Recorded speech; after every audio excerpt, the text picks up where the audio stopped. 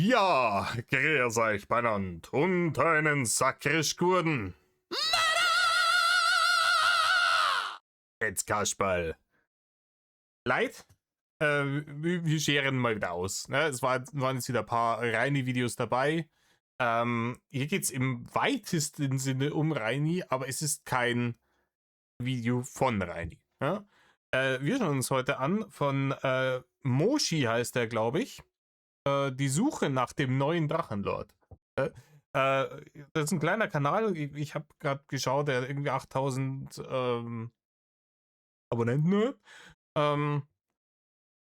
Ich habe hier zum Einpegeln schon mal reingeskippt und ich finde, sympathisch aussehen tut er. Sieht ein bisschen aus wie Dustin von Stranger Things.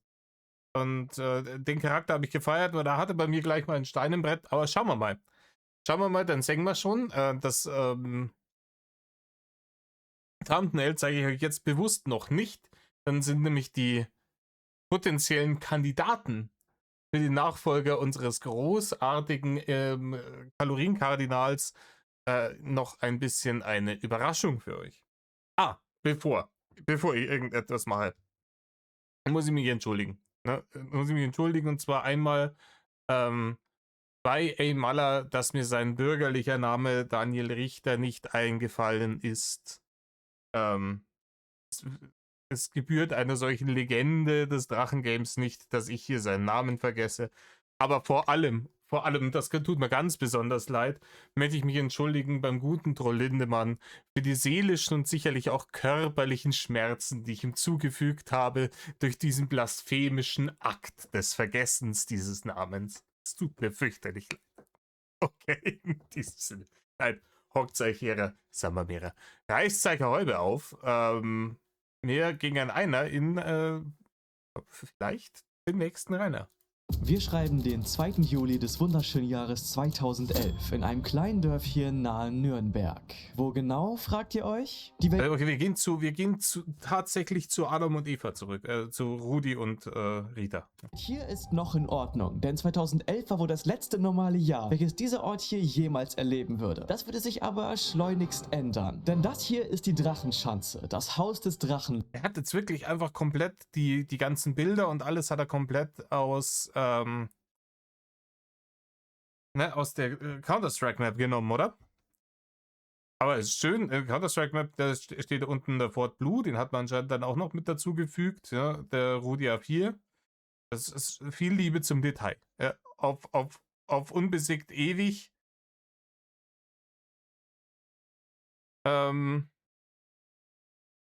Steht auch da, ist sogar richtig falsch geschrieben. Großes Kino. Aber im Juni 2011 wusste das noch niemand. Damals war das Internet nämlich noch ein ganz anderer Ort. Irgendwo in Korea erstellt die Legende Psy gerade seinen großen Welthit Gangnam Style. Gronkh lädt seine ersten Minecraft-Let's Plays hoch und YouTube oder gar das ganze Internet als Ganzes ist ein unwahrscheinlich friedlich... Aber keine Ahnung, wie alt ist er? Ist er schon 18? Ey, no front auf jeden Fall. Ich möchte es nur kurz raussenden, ob 2011? Wie alt der vielleicht, also da kann er ja nicht älter als irgendwie 3 Jahre gewesen sein oder so, das hat der safe alles nicht mitgekriegt, so. Ort, denn zu diesem Zeitpunkt kannte die Welt... Wehe, du bist einer von diesen TikTok-Dulis. Wehe, du bist einer von diesen TikTok-Dulis. Oder ist die ganze Dustin-Sympathie dann gleich wieder beim Teufel. den Drachenlord noch nicht. Und im wunderschön ruhigen Juli 2000... Das hat noch nie Drachenlord geheißen. Das hat aber mit Drachenlord noch gar nichts zu tun gehabt. Das war schon immer Drache. Liebe BNM, für den Fall, dass ihr zuhört. 2011 sollte neben diesen anderen Sachen noch eine weitere wichtige Sache passieren. Rainer Winkler, besser bekannt als der Drachenlord, sollte nach dem Versterben seines technikhassenden Vaters erstmals das Internet betreten. Und nices Detail.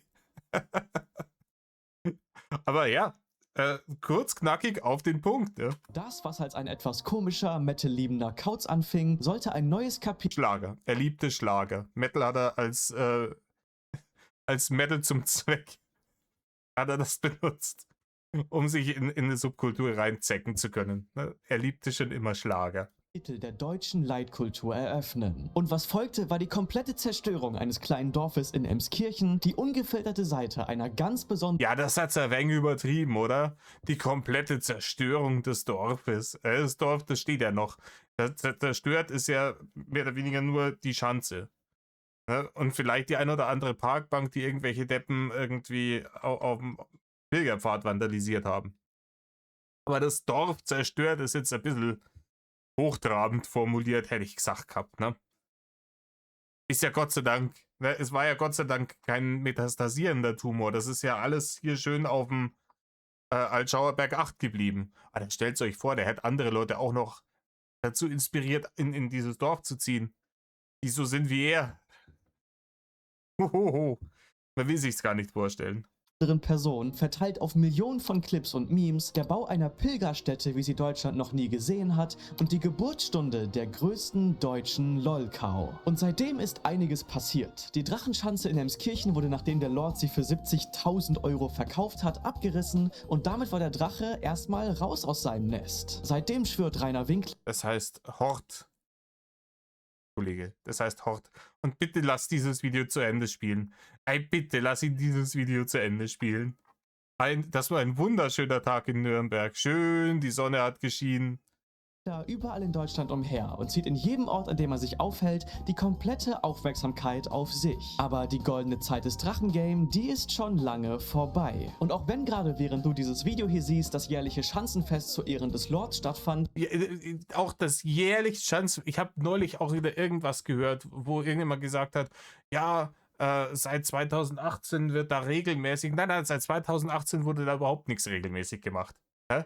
2018 gab es ein Schanzenfest, dann haben die Leute versucht, irgendwie das kurz darauf im selben Jahr nochmal zu machen, irgendwann im November, das ist schon kläglich gescheitert, Gott sei Dank, und danach war zu dem Thema wirklich Ruhe.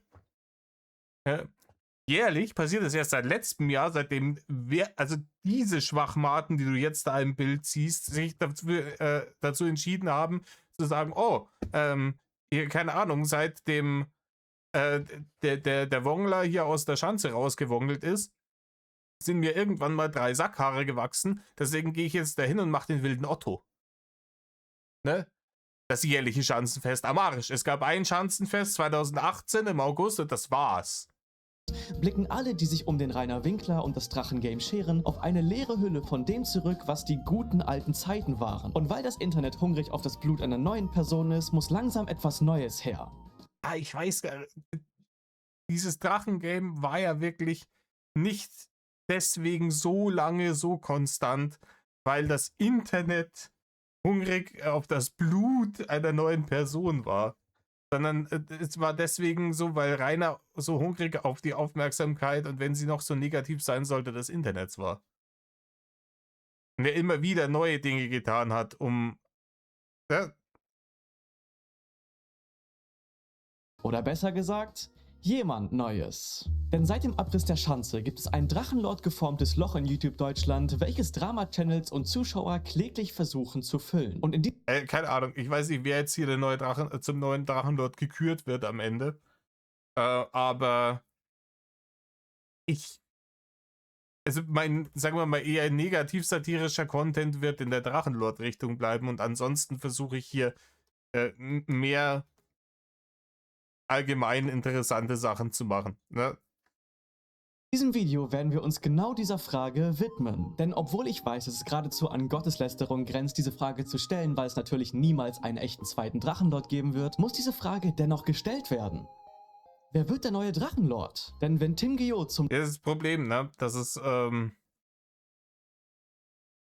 das Problem im Kapitalismus, wenn alle reich sind, ist keiner reich. Ne? Aber wenn inzwischen alle Drachenlords sind, du TikTok nicht mehr aufmachen kannst, ohne dass dir die Leute irgendwie zu Hunderten in den Feed gespült werden, jetzt anscheinend gefühlt, generell auf Social Media. Wenn auf einmal alle Drachenlords sind, ist keiner mehr Drachenlord. Dann ist es nichts Besonderes mehr. Das ist die natürliche Idiocracy-Entwicklung. dritten Mal beim Pupsen erwischt wird oder mal wieder komplett am Lügen ist, wird direkt gesagt, das hier ist der neue Drachenlord. Oder Ich habe jetzt von diesem Tim Guillot nur am Rande Dinge mitgekriegt. Und ich würde sagen, nein. Ne, der ist nicht der neue Drachenlord. Ich finde ihn nicht sonderlich sympathisch, weil er es eben mit der Wahrheit nicht so hat. Ne? Ich hasse das, wenn Leute dauernd und vor allem sinnlos vor sich hin lügen.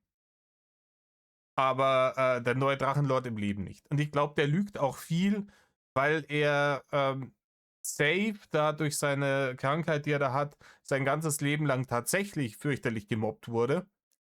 Und jede positive Aufmerksamkeit, die er bekommt, möchte er nicht kaputt machen.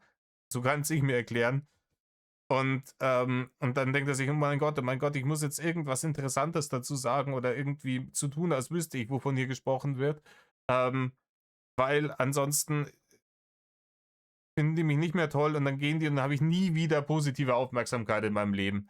Also, so kommt es bei mir rüber. Kann natürlich auch sein, dass das gewollt ist, den Eindruck rüberzubringen und es halt einfach doch irgendwas Winkleskes hat. Möglich ist vieles. Aber ich sehe den nicht als neuen Reini. Wenn René Redo zum 100. Mal die Existenz seines Bubenkellers leugnet. Ja, René Redo kann gar nicht Reini sein, weil René Redo hat Cash. René Redo ist zwar ähnlich, und das muss man sehen, der ist gut älter als Reini, aber der ist zwar ähnlich kompetent, was das Internet angeht, wie Reini, aber man kann ihm ja nicht absprechen, dass er nicht irgendwie ein erfolgreicher Businessman ist. Ne?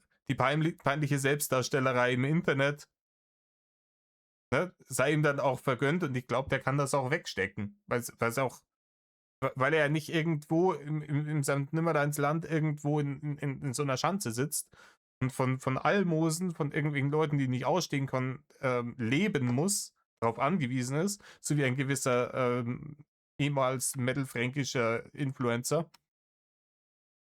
Der kann halt Fick drauf geben, was die Leute im Internet über ihn sagen. So, Wayne.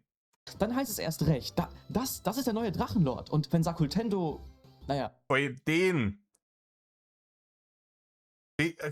sehe ich am ehesten als den neuen Drachenlord, aber anknüpfend an da, wo Rainer aufgehört hat. Also nicht irgendwie, der ist ja nochmal. Oh, nee, ich muss weitermachen. Wenn Sakultendo mal wieder Sakultendo-Sachen macht, dann stellt sich. Ja, richtig. Ne? Wegen.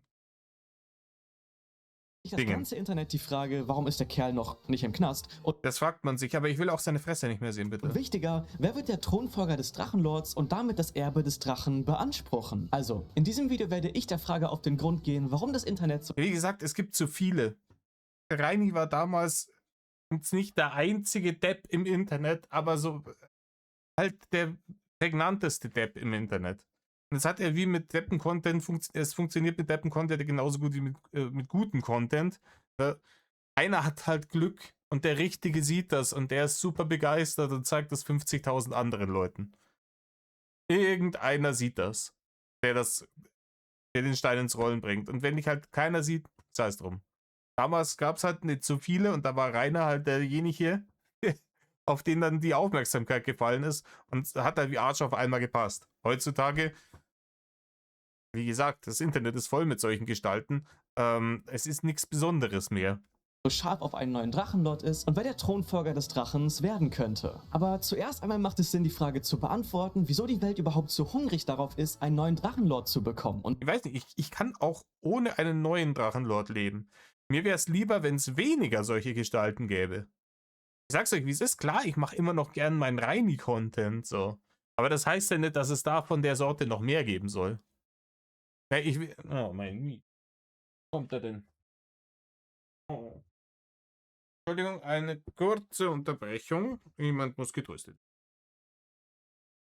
Entschuldigt die kurze Unterbrechung. Ein kleiner Teddybär hat sich gerade den Wanst vollgeschlagen und dann kam er jetzt an und dann muss das Bäuchlein gekrault werden danach. Ne?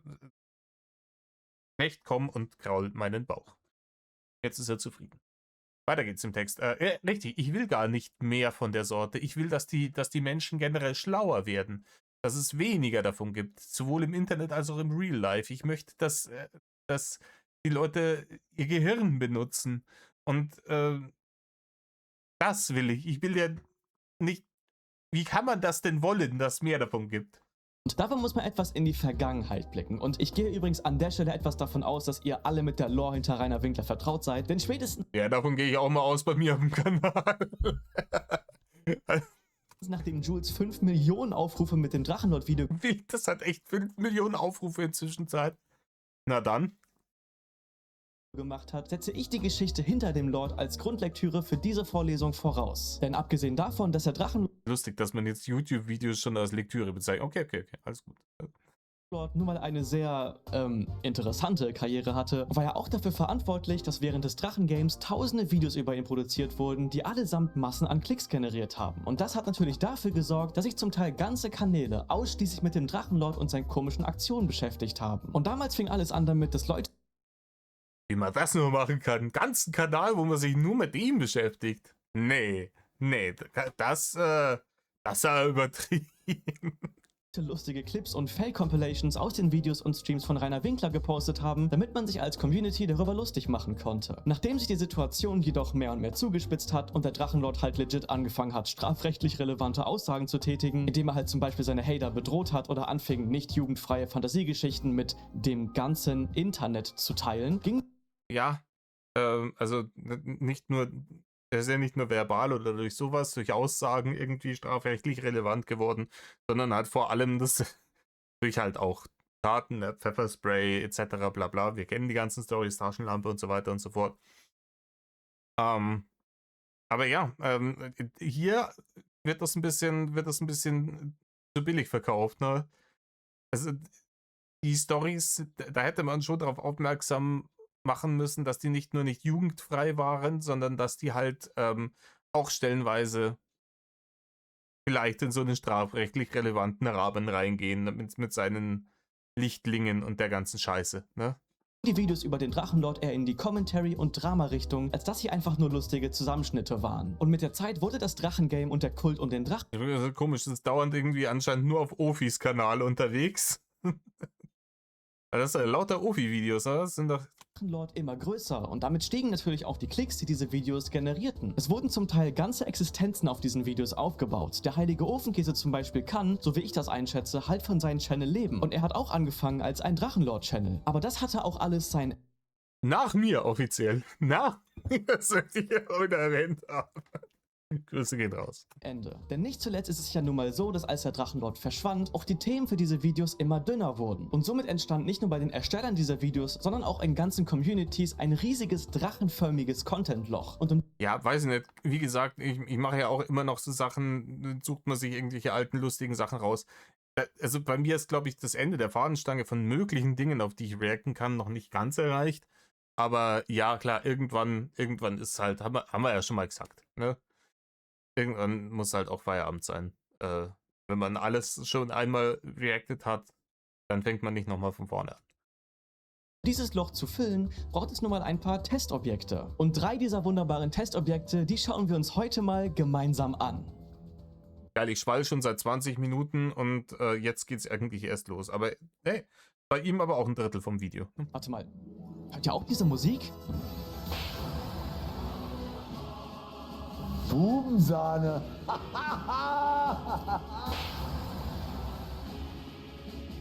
Aber als was arbeitest du auch nebenbei? Das ist privat, auch das möchte ich öffentlich nicht sagen.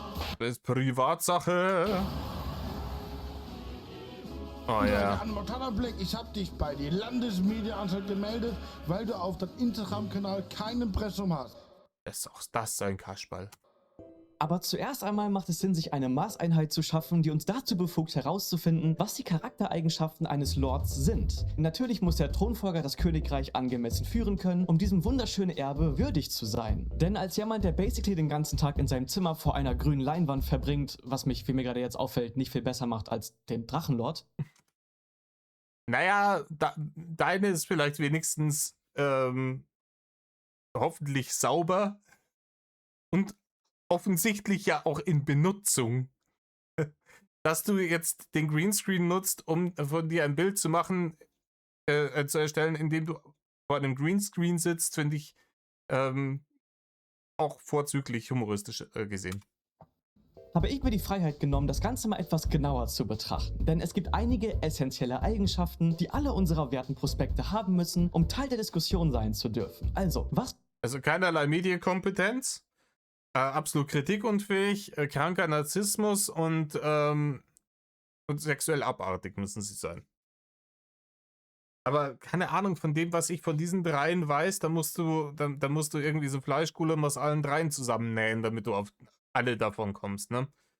Die bilden alle nur irgendwie so ein einzelnes Spektrum, so ein einzelnes Drachenspektrum ab. Das macht eine Person zu einem potenziellen Drachenlord. Du musst ein Selbstdarsteller sein, der alles tut, um Aufmerksamkeit zu bekommen. Denn egal, ob du es einfach magst, im Rampenlicht zu stehen oder finanziell von den Klicks abhängig bist, musst du auf Teufel komm raus immer im Fokus von der Aufmerksamkeit sein. Denn Ja, und auch immer mitten in der Kamera. Es müssen mindestens 2/3 Frame muss deine hässliche Fresse sein. Egal, was du tust. Ja? deine Persönlichkeit muss auffallen. Und das egal wie. Und YouTubes Geschichte hat gezeigt, dass du halt basically entweder total nervig sein musst, komplett lost oder ein riesiges Arschloch sein musst. Ja. Und da hat Reini mal wieder alle drei Kästchen ausgekreuzt, ne?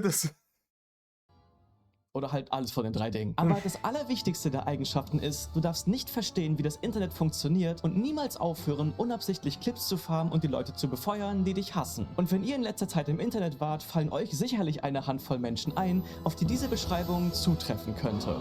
Ja, jeder zweite, Digga, wenn du heutzutage ins Internet gehst. Das ist ja gerade das Problem. Ich finde, dass das hier schön auf Pokémon gemacht ist, finde ich schön, dann kann es Reini auch verstehen. Vielleicht bleibt er dann auch dabei. René Redo ist ein Gastronom, welcher bereits vor vielen Jahren im Fernsehen für seine XXL-Wurst bekannt wurde. Ich meine seine Currywurst. Und schon damals war René ein ziemlich extrovertierter Kerl, der sich und seiner Liebe für die Gastronomie stets freien verbalen Lauf gelassen hat. Und seit über 30 Jahren ist René in der Gastro tätig. Und Aber das ist doch dann einfach sein Erfolgsrezept ist einfach übertrieben große Portionen von qualitativ vielleicht höchstwahrscheinlich, wenn es zu dem Preis rausgeht, fragwürdigem Standard an Proleten zu verkaufen, die das irgendwie, weil jetzt mal ganz ehrlich, keiner, der alle beieinander hat, kauft sich hier so eine 1 Meter lange Currywurst, an der eine ganze Familie dran fressen kann. Mit einem eigenen Foodtruck in den 90ern ist er heute der Leiter der Redo Unternehmensgruppe, die Dutzende Restaurants, Foodtrucks, Wellnessbereiche und sogar ein Hotel mit einspannt. Ja, wie gesagt, hier diese ganze XXL, also wenn das ein ganzes Konzept, eine Gruppe, überall XXL-Restaurants, ich kann diese XXL-Sachen echt nicht. Also wenn es große Portionen gibt oder du findest irgendwas auf der Karte so geil, dass du es dir zweimal bestellst oder du bestellst dir eine Portion für 2 Leute, weil du halt einfach, keine Ahnung, ein hart aufgepumpter Mofo bist, der halt so viel braucht. Easy peasy. Ich esse auch gerne viel. Ne? Versteht's mich da nicht falsch, aber das komplette Konzept darunter, mehr oder weniger Imbissessen so günstig wie möglich zu machen, damit man es so groß wie möglich machen kann, um dann wirklich einfach unnötig große Portionen zu verkaufen, von denen dann oft, man sieht sehr oft, dann wieder viel weggeworfen wird. Das halte ich jetzt, also offensichtlich ist es aus ökonomischen Gründen, danke Gehirn, ist es ja anscheinend lukrativ, hätte ich mal gesagt gehabt, wenn der hier so eine ganze Gruppe aufbaut und 1000 Restaurants überall in jeder Stadt hat, ist ja cool, aber keine Ahnung. Ich finde es als Konzept nicht so geil. Das Ding ist, René ist abseits von den ganzen Memes und komischen Jokes legit ein wirklich erfolgreicher Geschäftsmann und damit schon mal einen Schritt weiter vom Lord entfernt, denn wie wir alle wissen, hat der Lord alles, aber keinen Job. In das Social Media Game kam er erstmals 2025 mit seinem Gastro-Coaching und legit, es haben sich sofort alle auf ihn gestürzt. Er sieht halt ein bisschen so aus, als hätte sich jemand 2004 direkt aus dem Solarium in eine Zeitmaschine gesetzt und würde jetzt alles daran liegen, so viel aufzufallen, wie es nur irgendwie geht. Nee, der ist seit 2004 aus dem Solarium nicht mehr rausgekommen. Oder seine Köche haben ihn mit einer seiner XXL-Würstchen verwechselt und haben ihn einfach auf den Grill gelegt oder sowas. Keine Ahnung. Mit seinem Slogan GIG, Gastro ist geil, machte er damals schon Videos rund. Aber hier diese ganze Nummer, die der schiebt, die kann ja auch ohne Substanzen, check ich nicht, oder? Ist der auf Substanzen oder nicht?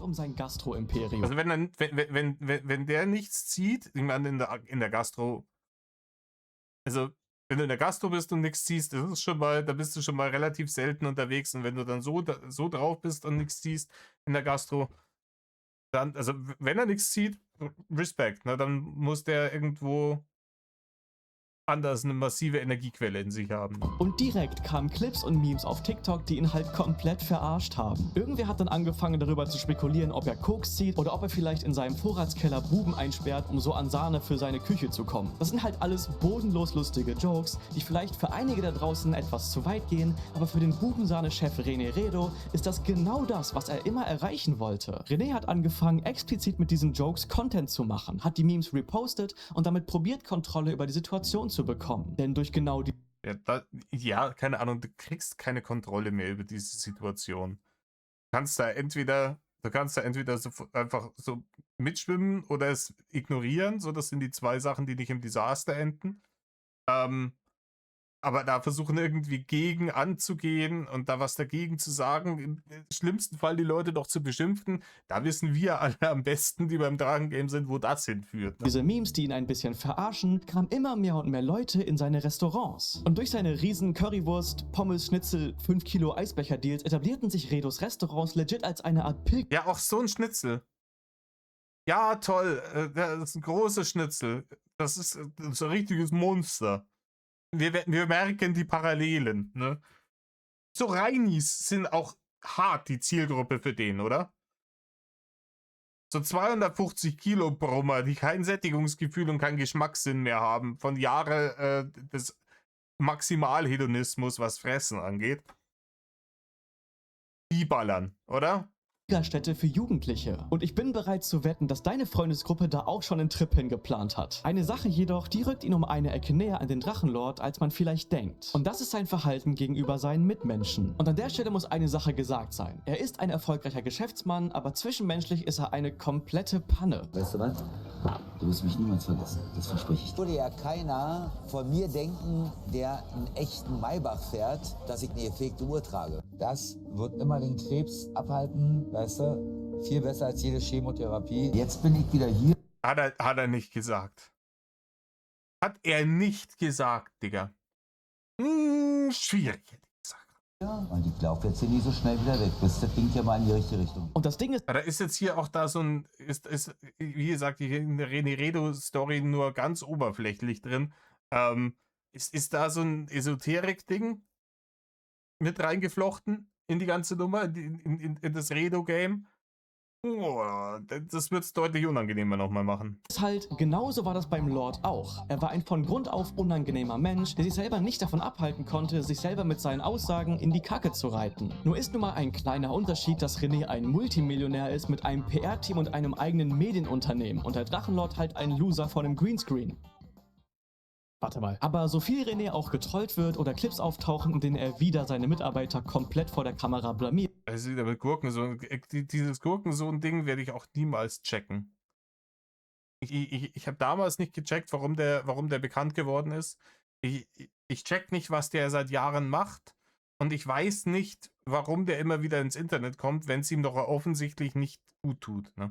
am Ende des Tages profitiert er zu 100% von den Memes und dem sogenannten Hate. Ich meine, es ist ja nicht so, als wäre er abhängig von den Klicks, wie der Drachenlord es damals war. René kann, wenn ihm die Videos und die Kommentare zu viel werden, einfach aufhören. Er ist im Kern ein erfolgreicher Geschäftsmann, der halt einfach ein bisschen sehr extravagant ist. Er ist Ja, extrovertiert. Ja, wie habe ich ja vorhin auch gesagt. Der stimme ich ihm 100%ig zu. Soweit kann es bei dem gar nicht kommen, weil juckt nicht. sich selber um keinen Joke zu schade und wird von seinen Fans immer wieder auf den Arm genommen. Erfüllt, wie ich finde, aber nicht unbedingt die Anforderungen, die ein wahrer Lord mit sich bringen muss. Somit kommt er an das Erbe vom Lord nicht ganz heran. Ich finde es auch unangenehm im Übrigen, wo ich es gerade gesehen habe. Triggert mich abnormal Leute, die so viel Parfüm benutzen. Also ich benutze selten ab und zu auch mal Parfüm, ne? Ansonsten halt nur Standard Deo und so. Aber da reicht's ein Stoß vor sich in die Luft und durchgehen, damit man so ein leicht Ding hat. Man muss nicht duschen in der Scheiße, damit man 30 Kilometer gegen den Wind stinkt. Und bei ihm mag es jetzt gehen, weil den werde ich niemals irgendwo über den Weg laufen. Ne?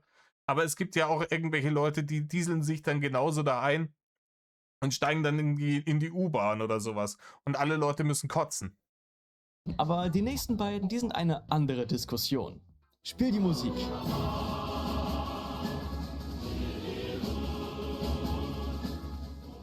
Tim Gio ist einer der neuesten Versuchsobjekte im Drachenlord geformten Loch, welches YouTube Deutschland mittlerweile geworden ist. Und durch einen bestimmten TikTok-Clip, in dem er die Time Rule von Yu-Gi-Oh! Erklärt, auf den Papa Platte dann reagiert hat, ist er erstmals bekannt geworden. Und besonders an seinem Ja, das ist es ja.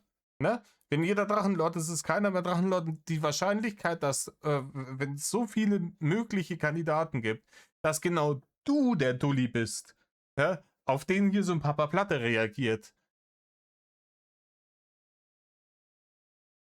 Ne? Content ist den Leuten halt aufgefallen, dass er eine hohe Stimme hat und sich halt als ein erwachsener Mann immer noch mit Yu-Gi-Oh! Beschäftigt. Auch wenn Yu-Gi-Oh! Ein Peak-Game ist. Ich hab nichts gesagt. Leute Hey, Leute, no shaming. Ich habe auch noch Hobbys. Ne? Wie gesagt, diese Warhammer-Bemalerei und so Gaming und sowas, die ich auch schon irgendwie als Teenager hatte. Ne? Also ich bin der Meinung, wenn irgendjemand Spaß an etwas hat, dann ist scheißegal, ob das als, ne, ob andere Leute das als kindisch ansehen. haben angefangen, sich über ihn lustig zu machen und nach einiger Zeit war es dann soweit. Alle Streamer und YouTuber Deutschlands wollten was mit ihm machen, weil er, und ich will hier nicht zu gemein sein, komplett lost ist. Er wird regelmäßig in Streams beim Lügen erwischt, kreiert unangenehme Momente und weiß nicht so ganz mit sich selber in sozialen Situationen umzugehen. Und genau darauf stürzen sich die Streamer Deutschlands wie Aasgeier. Ich finde, das ist nicht mal eine Übertreibung, denn wortwörtlich jeder der großen Streamer hat mal was mit Tim Gio gemacht. Und wenn Tim Gio mal wieder irgendwas Dummes macht oder in sozialen Situationen komplett überfordert ist, sind das halt Clips, die die Streamer benutzen können. Abgesehen davon, dass die Streamer das meistens gar nicht nötig haben, weil sie schon so oder so erfolgreich sind. Und das Schlimmste daran ist, dass Tim Gio gar nicht zu verstehen scheint, dass er komplett verarscht wird. Er scheint aufrichtig zu denken, dass Content Creator persönlich an ihm interessiert sind. Und versteht mich hier bitte nicht falsch, denn manche Leute scheinen sich for real gut mit ihm zu verstehen. Und mit Leuten, die im Hype sind, Streams zu veranstalten, ist in Montes, Marlies oder eigentlich jedermanns Schuhen gar nicht verwerflich. Ja, ich glaube, der ist halt gerade auch einfach eine gute Content-Cow, aber nicht so ein Drachenlord-Ding. Drachenlord-Phänomen zeichnet sich ja auch dadurch aus, dass praktisch, ne, dass er isoliert war von dieser ganzen Bubble, in der er sich eigentlich gesehen hat. Ne? Er wollte ja unbedingt zu den Streamern, zu den YouTubern etc. gehören, aber niemand wollte was mit ihm zu tun haben. Das hat er sich selber zuzuschreiben natürlich, aber hier ist so ein Tim Gio, den nehmen die alle mit. Ich verstehe jetzt auch die Kritik gerade dran, aber das macht ihn ja nicht zum Drachenlord. Der Tim Gio wird gerade mitgenommen, weil mit dem kann man gerade schön Klicks machen. Der ist jetzt gerade hier die LOL-Cow der Saison.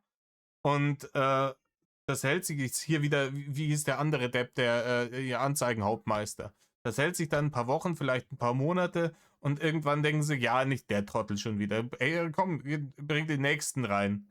Ja, hier treibt den nächsten Clown durch die Manege. Das hier ist so wie diesen Tim Gio, da gab es seit Ewigkeiten, schon seit Vor-Internet-Zeiten, hier die Maschendrahtzaun, alte hier von Stefan Raab damals. Solche Leute gab es schon immer, jedes Jahr irgendeinen.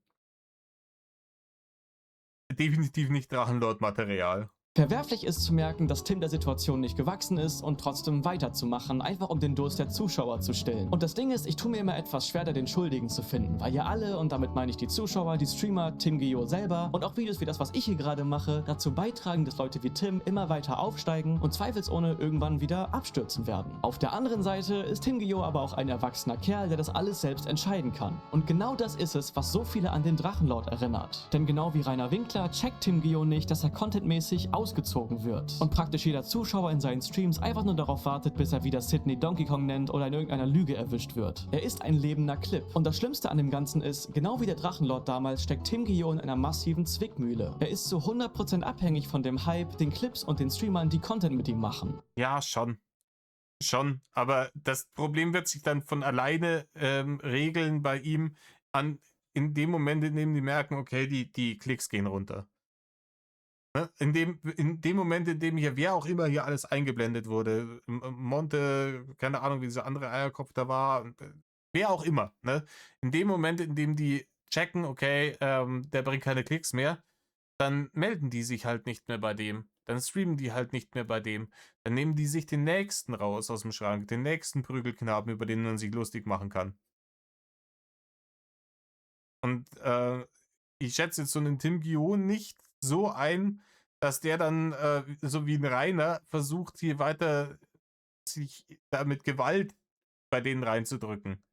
Ich glaube schon, dass der dann davon eingeschüchtert ist und wahrscheinlich ein bisschen traurig, dass seine 15 Minuten Ruhm vorbei sind und sich dann hier Hans Entertainment-mäßig einfach wieder in die Bedeutungslosigkeit verpisst. Also sehe ich nicht, dass da so eine reiner Story daraus werden könnte. Denn wenn er sich dazu entscheiden sollte, mit dem Stream einen Schritt zurückzugehen, um in Anführungsstrichen normalen Content zu machen, wird er, das denke ich zumindest, finanziell sehr viel schlechter dastehen. Er stellt sich regelmäßig in ein Licht, welches maximal unvorteilhaft für ihn ist, ohne es zu merken. Eine Persönlichkeit, über die sich viele lustig machen, finanzielle Abhängigkeit, von seinen Zuschauern verarscht zu werden und nicht aufhören können, im Rampenlicht zu stehen. Die Memes im Hintergrund sind auch schon ein wenig gottlos, oder? Sind nun mal alles Eigenschaften, die der Lord damals hatte. Tim Gio wurde sogar bereits geswattet und sogar gedoxt. Und ich meine, natürlich fehlen da noch einige Sachen. Wie Sagt die Swatting- und Doxing-Nummern, ist egal, bei wem es passiert. Ist immer räudig. Ganz ehrlich, wenn irgendjemand kriminell ist, keine Ahnung, wenn jetzt hier so ein Apparatus, der im Haftbefehl gesucht wird, da den Bullen zu sagen, wo er ist, schön und gut, aber auch da irgendwelche Swattings zu veranstalten, finde ich nicht in Ordnung. Finde ich nicht in Ordnung. Bei irgendwelchen Leuten mitten im Stream die Bullen einfallen zu lassen, das kann scheiße gefährlich sein. Da kann sonst was passieren. Hey, die haben vielleicht, haben die Haustiere, der wenn ein Hund hat, weiß ich ja nicht, keine Ahnung, vielleicht hat er Hund oder Katze, die könnten in Mitleidenschaft gezogen werden. Hund vor allem, wenn da irgendjemand reinstürmt, der Hund geht auf die los, die knallen den ab. Das alles nicht funny, Leute. Doxing nicht, Swatting sowieso nicht. Und wie gesagt, auch wenn einer kriminell sein sollte, geht das Internet erstmal Scheißdreck an, wo der ist. Ne? Ruft die Bullen an, sagt ihr, da ist er und fertig. dass Tim Gio noch kein Und wie gesagt, aber so unschuldige Leute sowieso absolutes No-Go. Absolutes No-Go. Ich bin der Meinung, gerade Swatting sollte der Hölle bestraft werden. Einfach übertrieben krass bestraft werden. Weil da wirklich einfach alles passieren kann.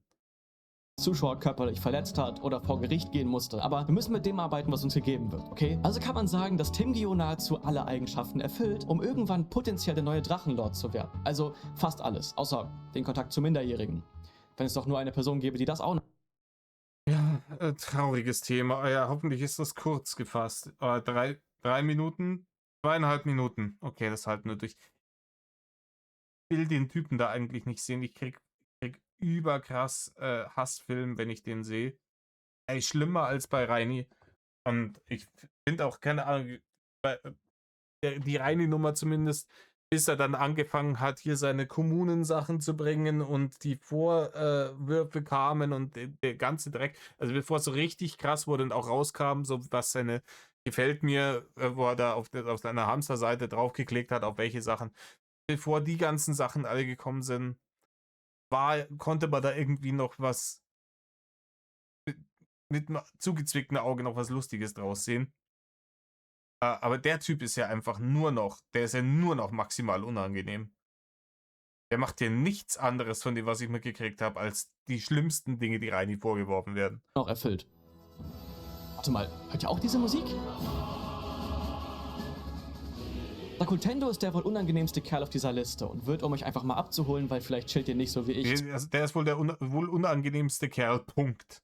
12 Stunden am Tag am PC, als der Jeffrey Epstein von Deutschland bezeichnet. Sakultendo ist, wie der Name schon sagt, primär ein Nintendo-Fan, welcher Content zu Nintendo und deren Games macht. Aber dafür ist er nicht bekannt geworden. Bekannt ist Sakultendo. Wir fassen zusammen, bei dem ist halt, der trifft's eigentlich noch am ehesten. Andere Leute ankacken, ohne provoziert zu sein, um sich dann wieder Feinde zu machen, Leute, mit denen er sich besser nicht hätte anlegen sollen. Der ist jetzt irgendwie auch angezeigt worden von dem einen Dude, den er hart auf den Sack gegangen ist. Nicht der cleverste sein, ne? Ich glaube, der hat sogar eine diagnostizierte Behinderung, da hat Rainer sogar noch einen voraus. Harter Nintendo-Fanboy und lauter Pedro-Vorwürfe. Ich glaube, wir haben uns in den Gewinner der Challenge gefunden. Nintendo dafür geworden, dass er regelmäßig großen Creatoren wie G-Time, Domtendo, KuchenTV oder sogar Papa Platte ans Bein pinkelt, um Aufmerksamkeit zu bekommen. Er sagt in öffentlichen Calls sehr verwerfliche Sachen, flirtet in diesen öffentlichen Calls mit Minderjährigen und ist alles in allem ein sehr unangenehmer Typ, der sich selber nicht so ganz zu helfen weiß. Im Internet angefangen hat er bereits vor vielen Jahren mit Mario Kart 8 Let's Plays. Und das halt mit so einem mäßigen Erfolg. Und hat in den letzten Monaten aber stark an Aufmerksamkeit zugenommen. Und das halt, weil er aus irgendeinem Grund angefangen hat, große Creator bei der Landesmedienanstalt zu melden, weil sie kein richtiges Impressum haben. Ja, das ist halt diese reine Variante so. Aufmerksamkeit um jeden Preis. Und wenn ich Leute anficken muss, deswegen easy. Scheiß auf die Konsequenzen, Aufmerksamkeit muss her. Das schon sehr Rainer-esk. Warte mal. Boah, das war knapp. Angefangen hat das alles mit einer Meldung von KuchenTVs Kanal, über die er dann direkt auch einen Kuchen-Talks abgedreht hat. Und eine Sache, die Ja, ich glaube, die ganzen Kuchensachen, über den habe ich gesehen auf jeden Fall. solltest du als jemand, der eine kleine Reichweite hat, wahrscheinlich nicht machen. Und das sind 5 Videos von KuchenTV dazu zu provozieren. Aber dazu kommen wir gleich noch. Denn Ja klar, ich meine, der geht da drauf, ne? Also, der hat sich gedacht, der hat das gesehen, hat das gedacht, okay, Jackpot, Digga. Content für ein halbes Jahr ist safe. seitdem er von KuchenTV exposed wurde, hat sich Sakultendo mit G-Time angelegt und checkt jetzt mit ihm kurz vor einem Strafverfahren. Er hat auch noch Beef mit Domtendo angefangen und scheint davon halt einfach gar nichts zu bereuen. Er hat sogar selber zugegeben, dass er das einfach nur für die Aufmerksamkeit macht. Und ehrlich gesagt ist Sakultendo einer der Kandidaten, der das beste Potenzial hat, um der neue Drachenlord zu werden. Sehe ich auch so, ja. Er ist eine Person, die sich selbst nicht davon abhalten kann, ständig irgendwelchen Creatern ans Bein zu pinkeln, und obendrauf scheint er TikTok und YouTube als seine einzige Einnahmequelle zu haben, indem er in jedem zweiten Video irgendwas aus seinem TikTok-Shop bewirbt. Und Ja, und ist unangenehm Minderjährigen gegenüber. hier muss ich noch etwas loswerden, denn keiner dieser 3 Leute oder for that matter jeder weitere Drachenlord da draußen, egal ob es 2015er Tanzverbot oder der Anzeigenhauptmeister damals war, kommen so wie sie jetzt gerade sind an den Drachenlord heran. An der Stelle muss ich aussagen, dass dieses Video natürlich nur zur Unterhaltung dient und keiner von den 3 den Hate verdient, den sie bekommen, Weiß ich nicht. sondern eigentlich nur Hier, der dritte schon. professionelle Hilfe brauchen. Und irgendwer, der den WLAN-Router abstellt. Wenn ich also sage, wer wird der nächste Drachenlord, will ich damit nicht bewirken, dass diese Personen mehr Hate bekommen. Es ging mir eher um eine Analyse dazu, wie YouTube Deutschland mit solchen Leuten umgeht und dem Phänomen von deutschen LOL-Chaos. Also, ich weiß, auch wenn es Blasphemie ist, wer denkt, ihr hat das Zeug zum neuen Drachenlord? Schreibt es mir gerne in die Kommentare, denn Gott weiß, da wird sich einiges tummeln. Und jetzt, Mario, darfst du tanzen. Okay. Hey, Leute, stabiles Video. Ich sehe gerade, der hat auf seinem Logo hat er einen Pulli mit einer Katze drauf an. Auch cool. Ich habe ansonsten jetzt hier noch nichts gesehen. Hier kriege ich mal einen Daumen nach oben. Stabiles Video auf jeden Fall. Fand ich gut. Ich verlinke den Kollegen hier unten drunter. Geht da mal rüber. Lasst da mal Liebe da. In diesem Sinne, Leute. Tut nichts, was Reini tut. Um nicht der neue Drachenlord zu werden. Mad Love.